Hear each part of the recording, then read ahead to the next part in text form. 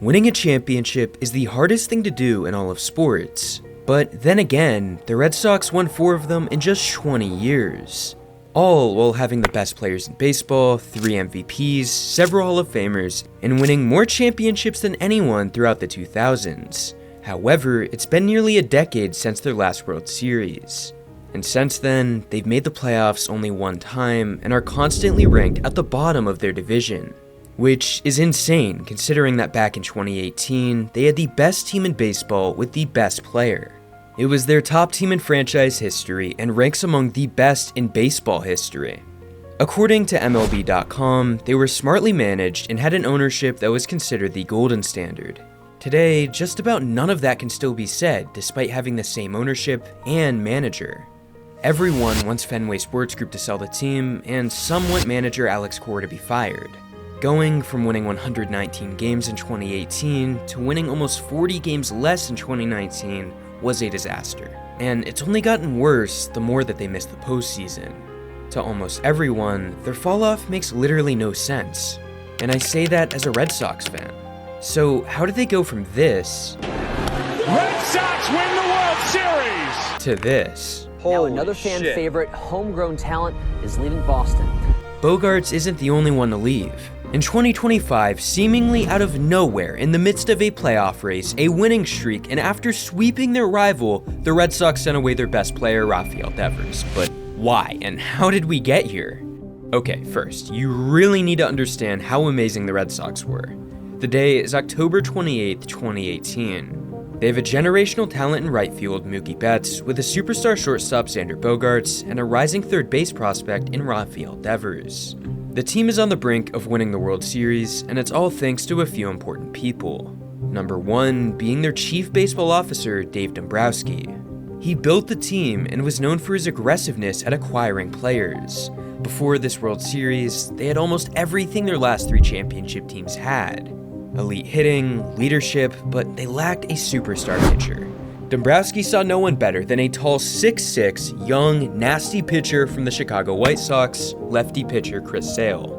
This move was extremely controversial, and not because of Chris Sale specifically, but it's that they had to give up the number 1 prospect in all of baseball, Yoán Moncada. Fast forward to the World Series, and they had won this trade big time. The second person that they could thank for their success was actually their owner, John Henry.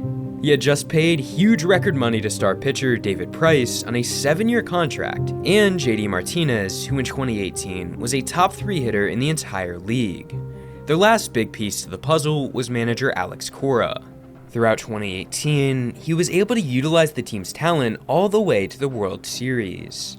But where Alex Cora was most significant was on Mookie Betts. For instance, take a look at 2017. Mookie's first pitch swing percentage was just 16%. But because of his natural hitting ability, Cora wanted Mookie to be more aggressive, so that number jumped up to 22.6 in 2018. He also made Mookie Betts their leadoff hitter and gave him 17 more rest days than the year prior. It's because of these moves by Alex Cora that Mookie won the MVP with a .346 batting average, 32 homers, and a 3rd consecutive Gold Glove award. And yeah, this is how we get to a team that won 119 games. Going into 2019, Boston was the favorite to repeat as division champions over their rival, the Yankees. They retained all of the key pieces of the puzzle outside of bullpen arm Joe Kelly and closer Craig Kimbrell. The Red Sox had a main goal, and that was to extend the contracts of their star talent.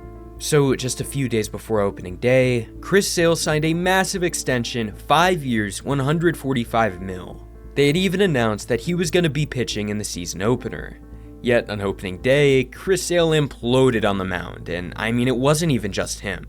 The Red Sox all around looked awful, and they lost with a final score of 12-4.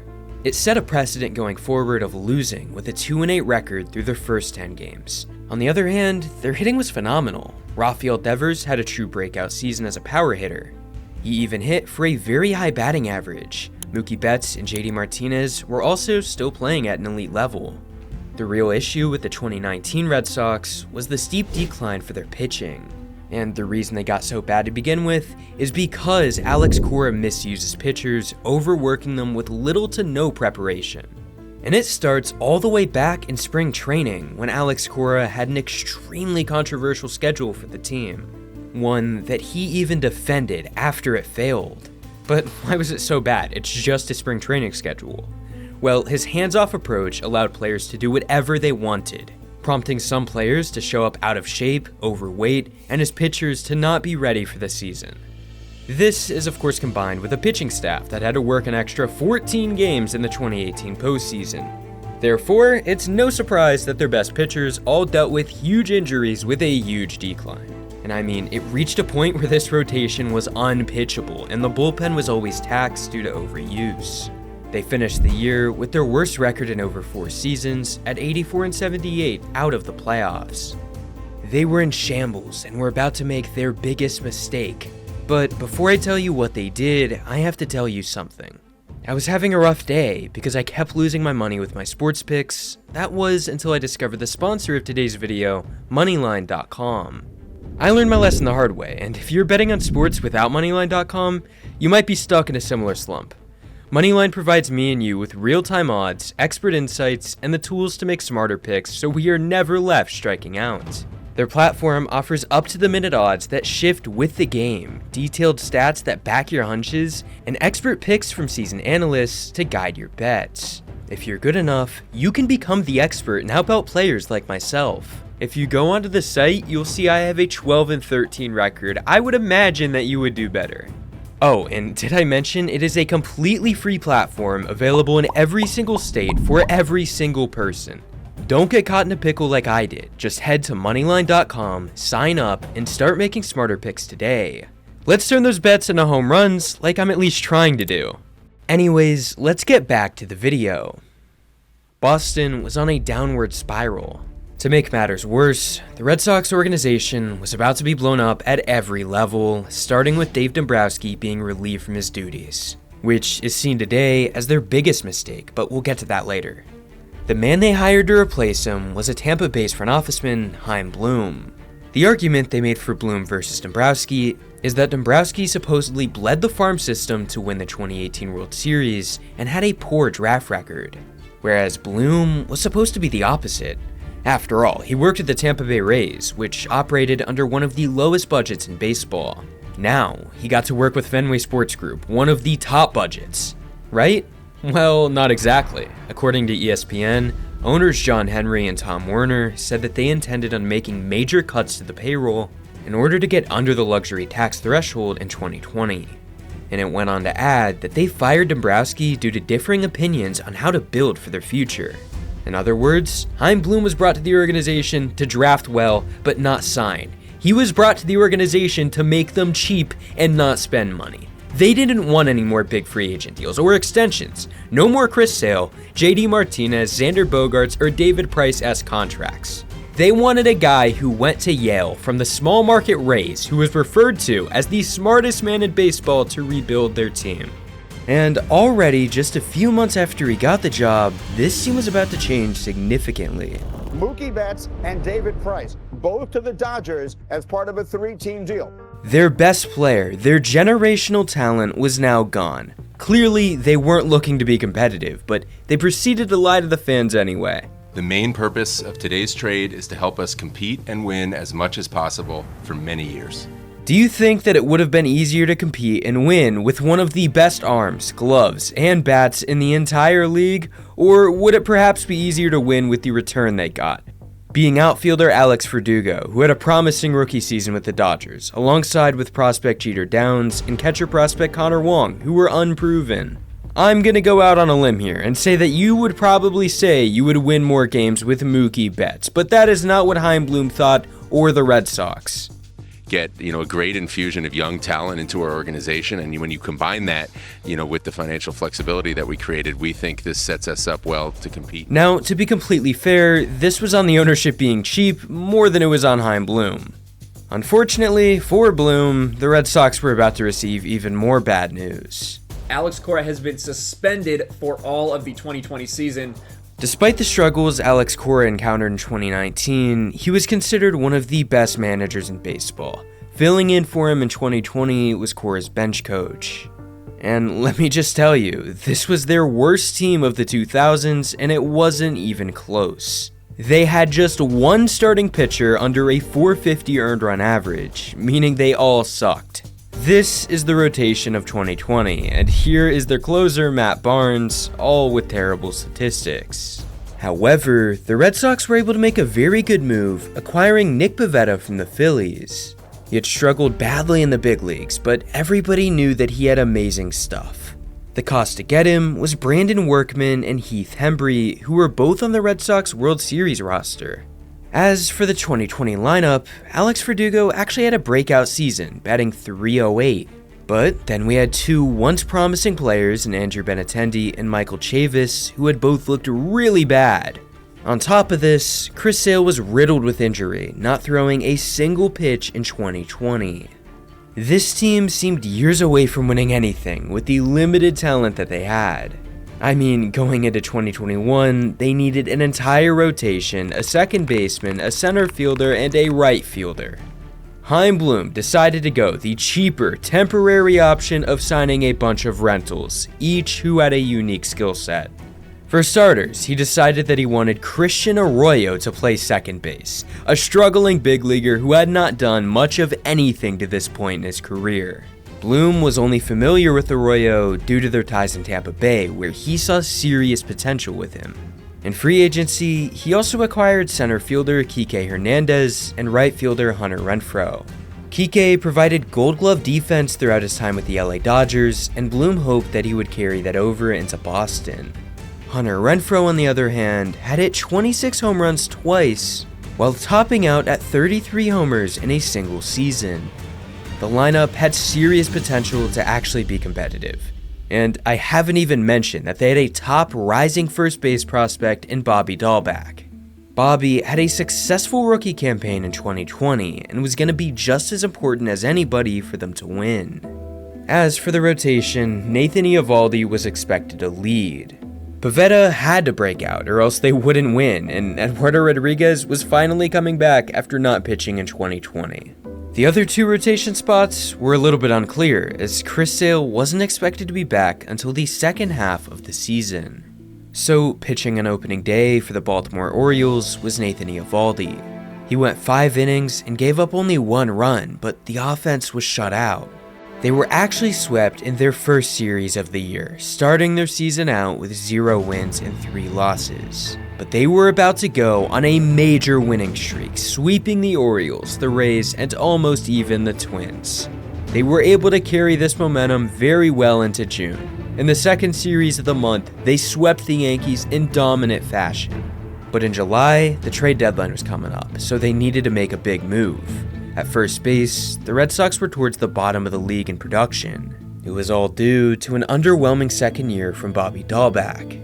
The odds were that they would find a suitable trade partner and acquire someone else.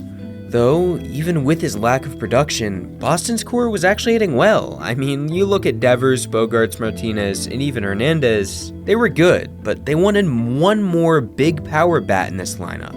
The Boston Red Sox, they entered the mix here, making a deal for Kyle Schwarber. Kyle Schwarber gave the Red Sox a second option from Bobby Dahlback. Schwarber could play in left field, he could be the designated hitter, or whatever.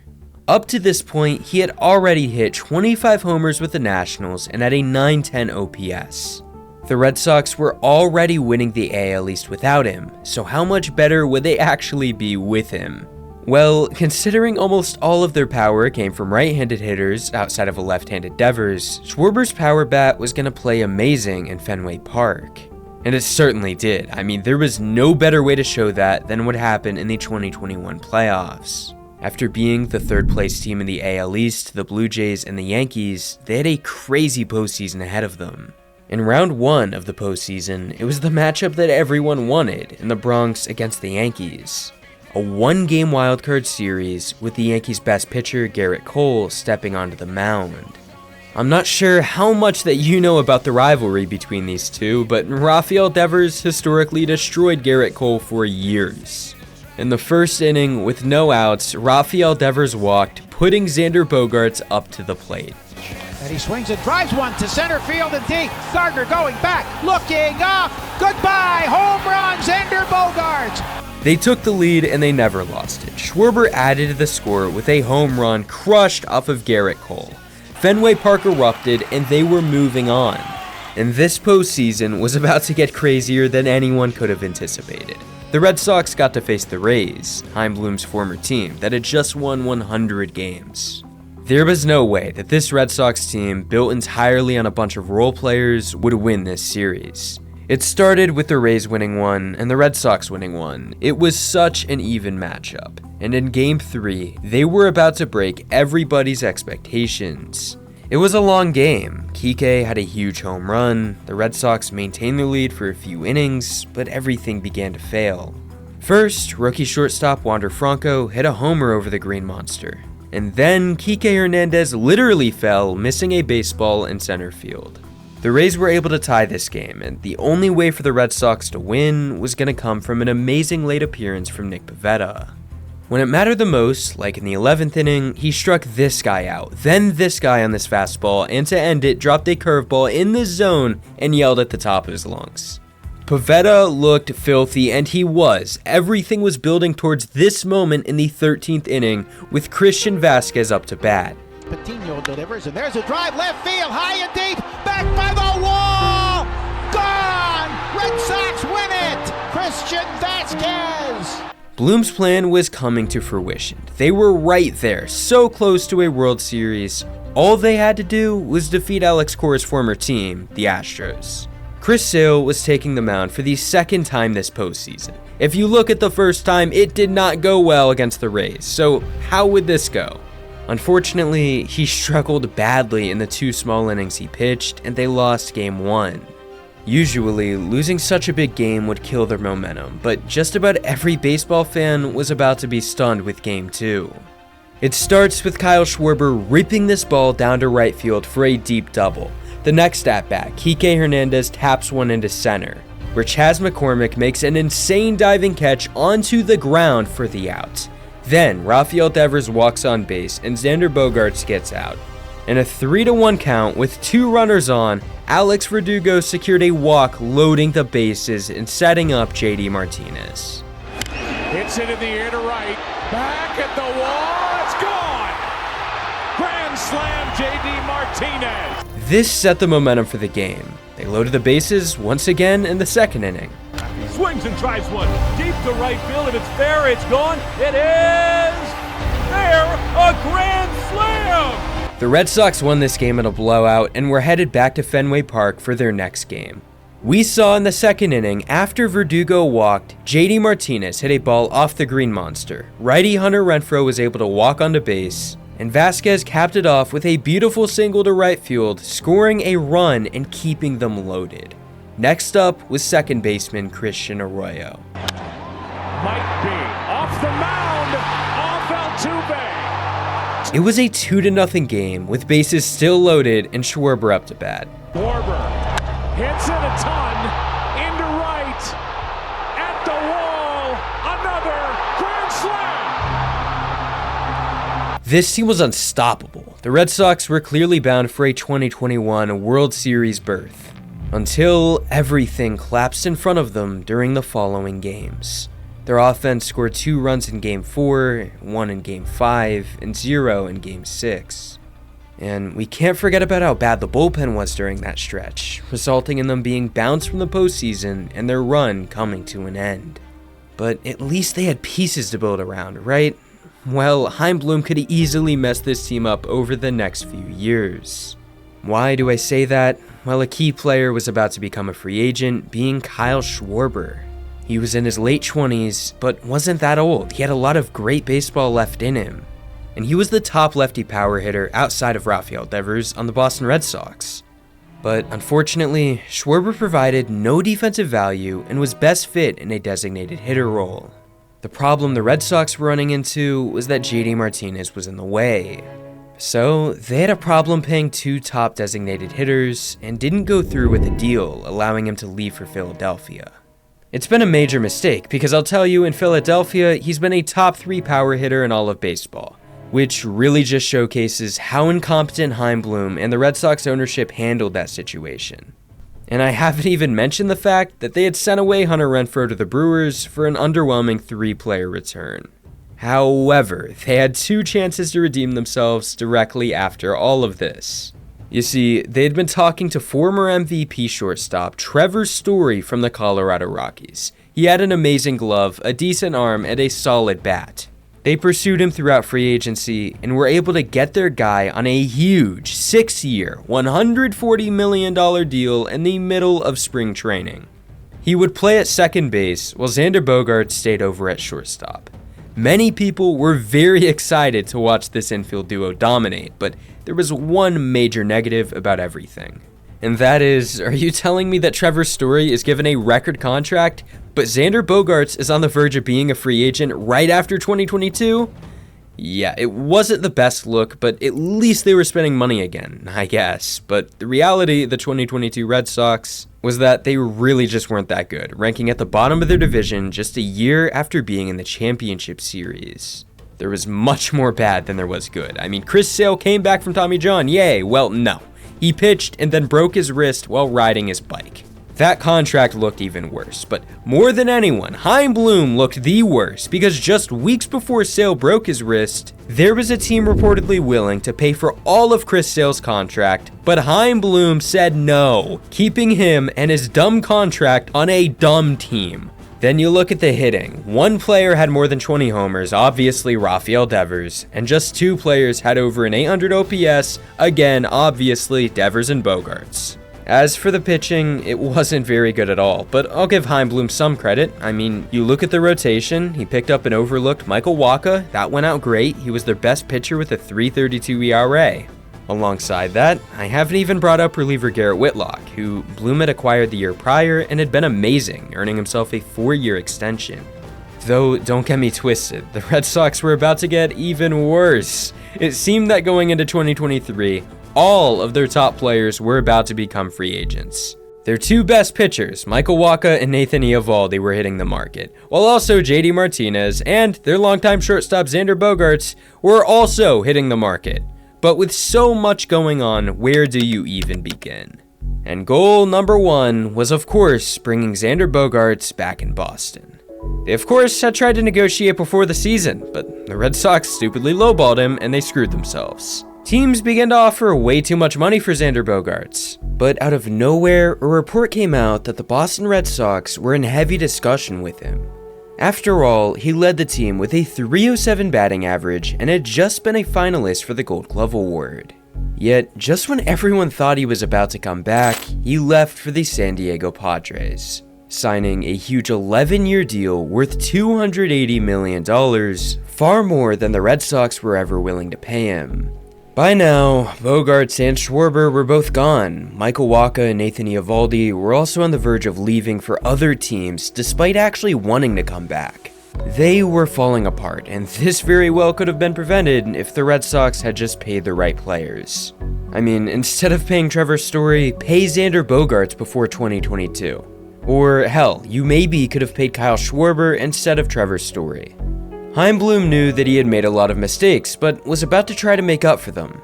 The Red Sox shocked everyone when they signed a star hitter from Japan, Masataka Yoshida. A left-handed outfielder who hit for a high batting average, didn't strike out, walked a lot, and could immediately play in left field, a position that they had been in dire need of since Andrew Benintendi and Schwarber were gone. This was exciting news, and the Red Sox were not close to being done. The Red Sox, another deal at this hour, agreeing with Kenley Jansen. It's 2 years, $32 million. Former Braves and Dodgers closer Kenley Jansen was their first big move. And to be a setup man in the bullpen, they brought in reliever Chris Martin. This was clearly the Chaim Bloom offseason. It was his team, his blueprint, and his idea was coming together.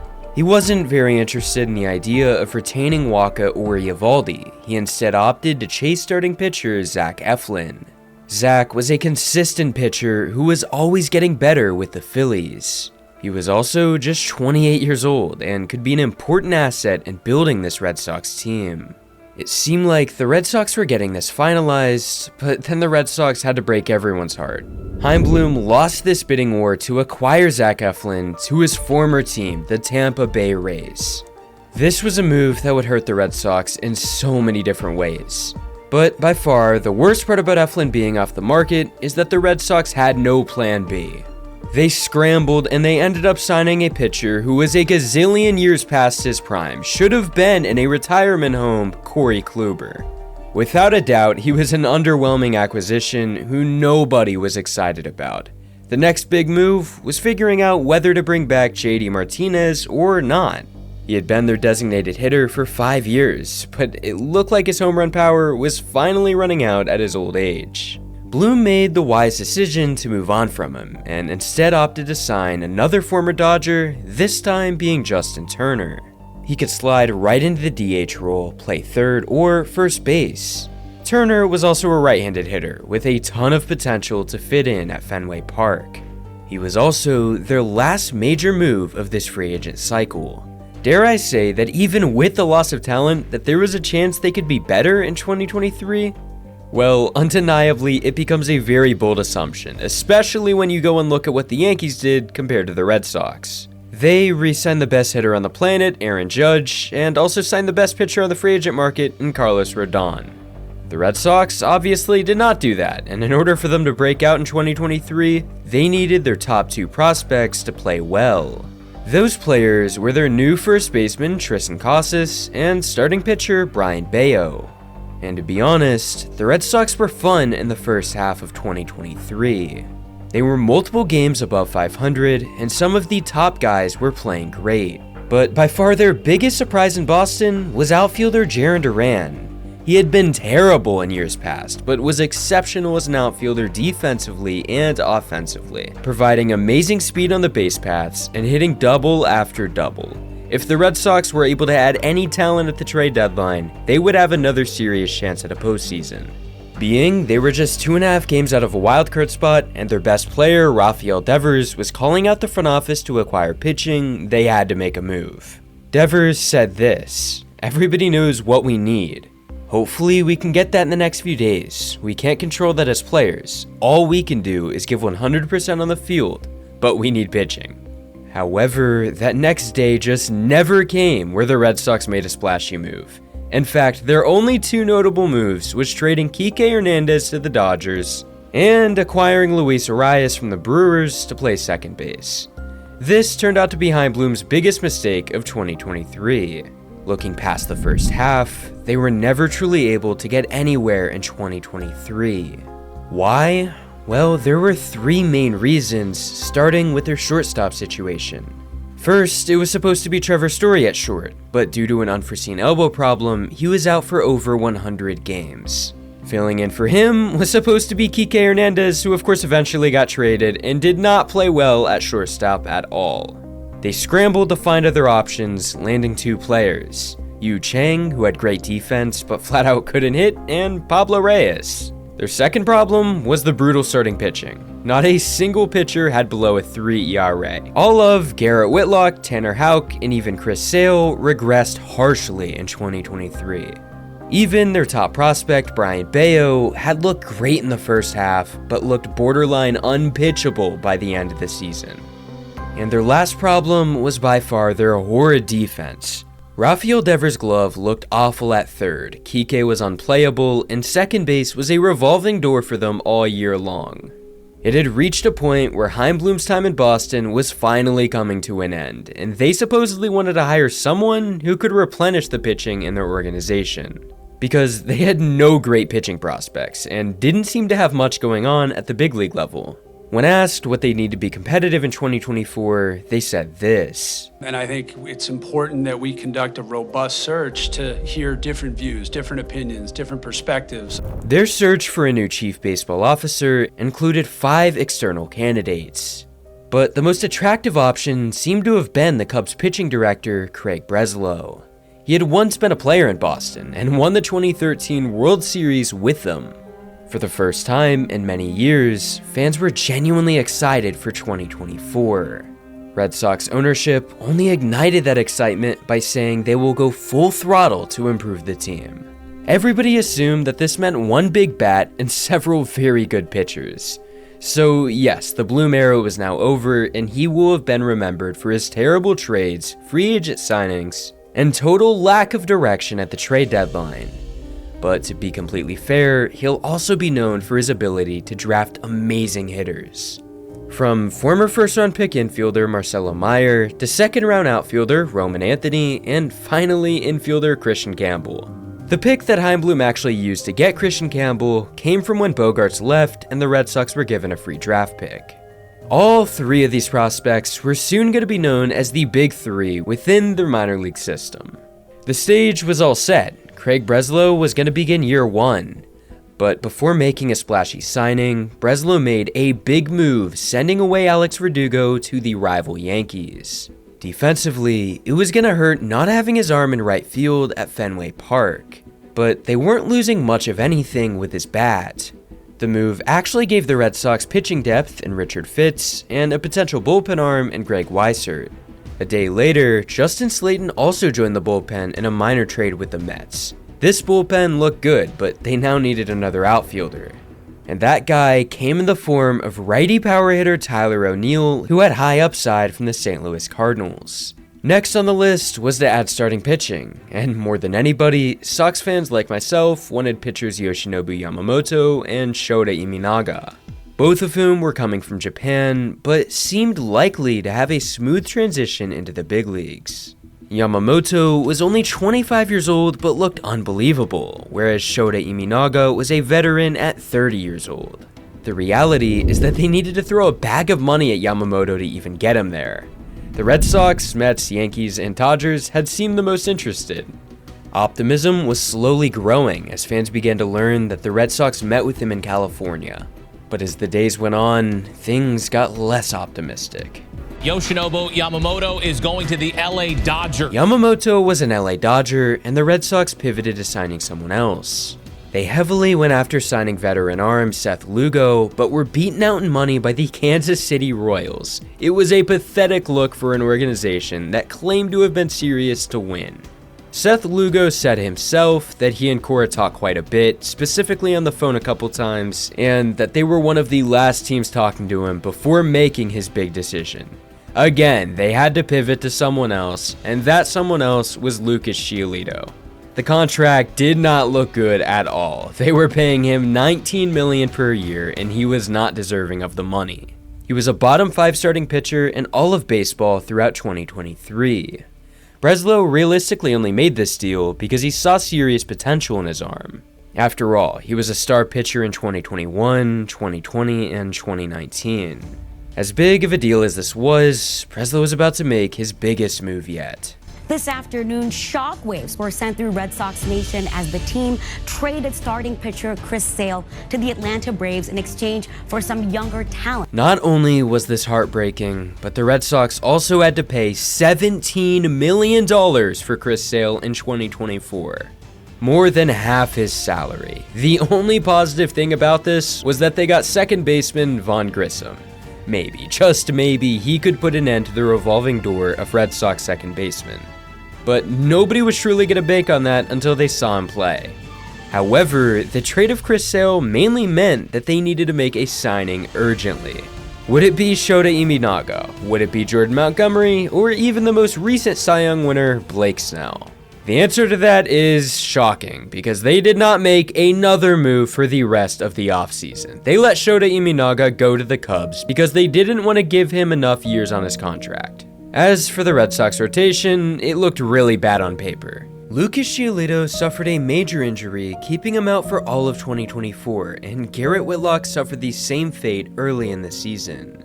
And unfortunately, they hadn't even suffered the worst of it. Just a few games in, this happened.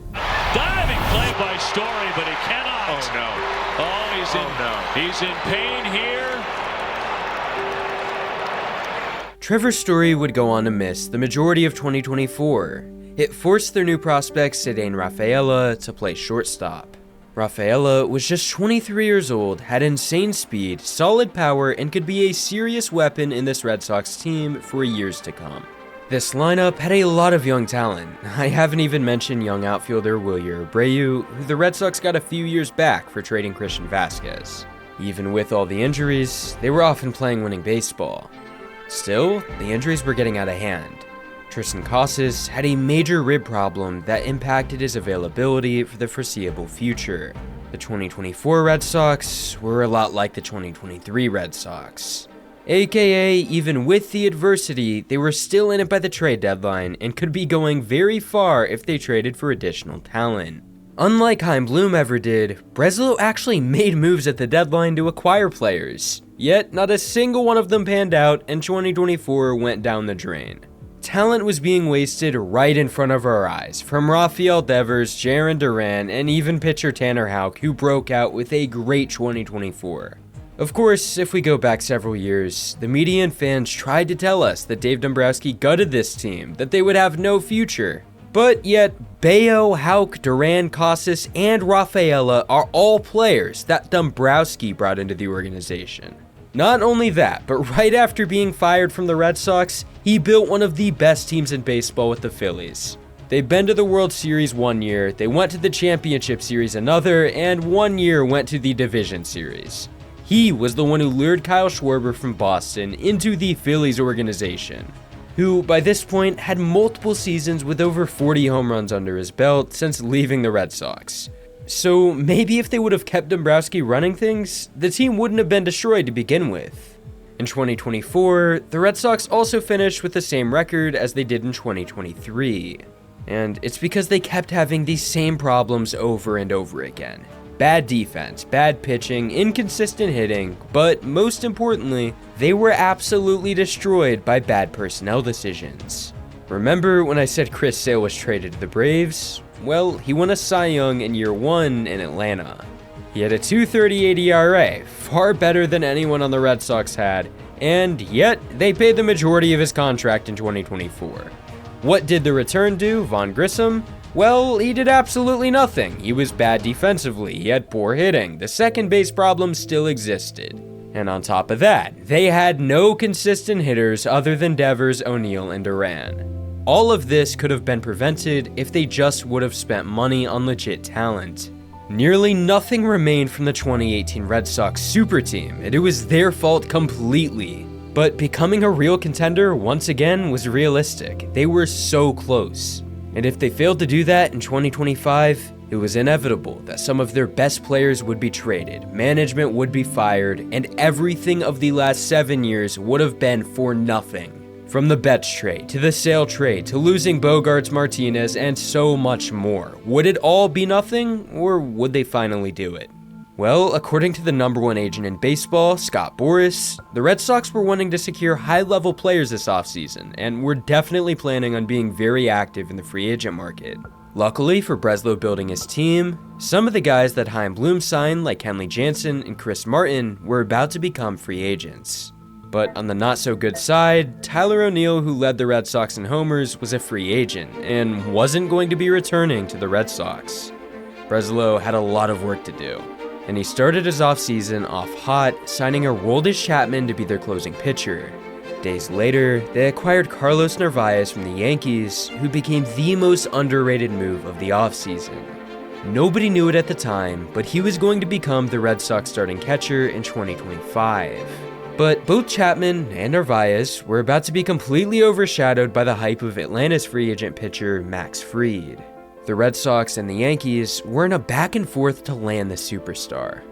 Boston's final offer for Fried was 7 years, $190 million. But when they thought a deal could be finalized, the Yankees came away with him, offering an overall better contract. Unsurprisingly, fans were extremely upset, but Breslow and Cora were both determined to add a star pitcher. All right, we have some breaking news coming your way from Major League Baseball, where the Boston Red Sox are acquiring left-handed pitcher Garrett Crochet from the White Sox. The flamethrower Garrett Crochet, one of the hardest throwing pitchers in baseball, was on his way to Boston. Crochet was the best decision that the Red Sox have made in the 2020s. They followed him up by adding starting pitcher Walker Buehler, who is coming off of an amazing playoff run with the LA Dodgers. As they went into spring training, this is what the 2024 Red Sox starting infield had looked like. Clearly, all of them could be solid hitters, but Casas, Campbell, and Devers specifically were glaring problems defensively. Of course, it's easy to single out Rafael Devers. He was a veteran now. He had been given chance after chance to improve his glove at third base. Yet, his agents were adamant that after 2024, he would continue playing third. Craig Breslow began to think that Devers would actually be best as a DH. especially because Masataka Yoshida had a major injury keeping him out for a good portion of 2025, opening the DH role. But Devers was not a fan of this at all. So are you saying if they ask you to DH, you won't do it? No. Can you expand on that? Like, I played third. Despite Rafael Devers' hesitance to move over, the Red Sox were determined to add a superstar third baseman to move him to DH. Amina, we have breaking news from Major League Baseball. The top remaining available free agent is now a Boston Red Sox. Alex Bregman has agreed to a 3-year, $120 million deal, according to our Jesse Rogers. Gold Glove winner in 2024, a 4-time All-Star, over 9 seasons in Houston. The signing of Alex Bregman for $40 million per year showed that they wanted to win badly in 2025. But the problem that the Red Sox made was even after signing him, they said Devers was their third baseman. They said Bregman would play second base, but eventually completely switched up and made Devers play DH. Though, this noise would become completely forgettable as we got closer to the regular season. They went all in on 2025 with a huge contract extension of Garrett Crochet. Through the first half of 2025, Devers was a designated hitter and Bregman was a third baseman. They were the clear and away best hitters in the Red Sox lineup. All while Garrett Crochet was a top 3 pitcher in all of baseball. Boston was winning games, but drama was still continuing with this team about other things. Fans complained about top prospects being in the minor leagues for way too long, such as Marcelo Meyer and Roman Anthony. Meyer wasn't called up until May, and Anthony wasn't up until June 9th. Both of whom struggled at first, but the hype built momentum for the Red Sox to really begin winning. And that's exactly what they did. In the midst of a 5-game win streak, the Red Sox were about to shake up their roster to the likes we had not seen since the Mookie Betts trade. Word has broken that the San Francisco Giants and the Boston Red Sox have made a massive deal, sending Rafael Devers, Boston's third baseman, who signed an 11-year, $331 million deal. He'll go to San Francisco. The only way to justify trading a player like Devers is if there was something seriously wrong. And clearly there was. This situation is because of all the parties involved. You see, Devers' reluctance to play third base was a problem, but he should have done anything to help the team win. But at the same time, Cora and Breslow should have been transparent and honest, instead of flat out lying to their best hitter. They got a former first-round pick in James Tibbs, struggling starting pitcher Kyle Harrison, and a 6 ERA bullpen arm in Jordan Hicks.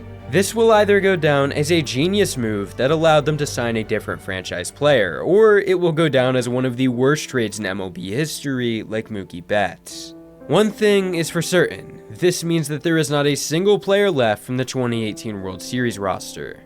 In the second half, the 2025 Red Sox have 18 playoff teams they have to face, 15 division leaders, and if they make the playoffs, it will be nothing short of a miracle. But it didn't have to be this way. These are the players that the Red Sox have willingly chosen to let walk through free agency or trade. Whereas these are the players currently on the Red Sox MLB roster that they got for these guys. Could you imagine how good they'd be if they paid Schwarber over Yoshida or Mookie over Devers? The same problems have haunted them over and over again for years, from bad decisions to bad defense to bad starting pitching. All seem like things that Boston will never be able to get away from. But based on how they've played since the trade deadline, maybe they'll be in the playoffs once again to begin a new run in 2025. Thanks for watching. I have many more videos just like this one coming out soon. It's been wild. I was making this before Rafael Devers even got traded. So if you guys want to join this journey, just subscribe. Stupid college kid making YouTube videos about baseball. So peace.